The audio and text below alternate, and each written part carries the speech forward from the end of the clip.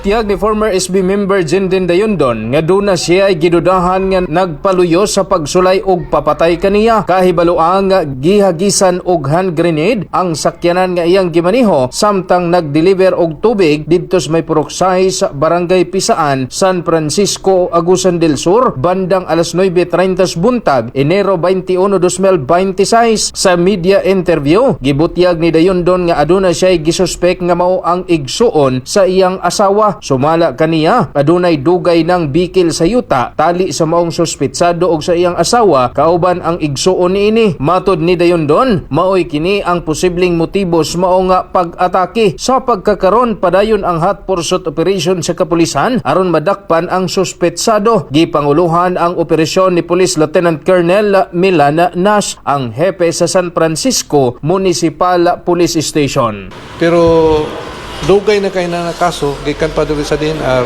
naabot sa region, naabot sa secretary, sige mo na sila appeal, naabot na sa Court of Appeal.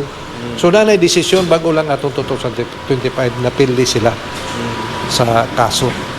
So wa ko'y laing suspect nga nagbanta sa akong kinabuhi, murag sila ra, no? Ang igsoon sa akong asawa kay naagit sila ingon nga naingon sila bantay lang ka sa ako dong mamanay ang ingon gyud.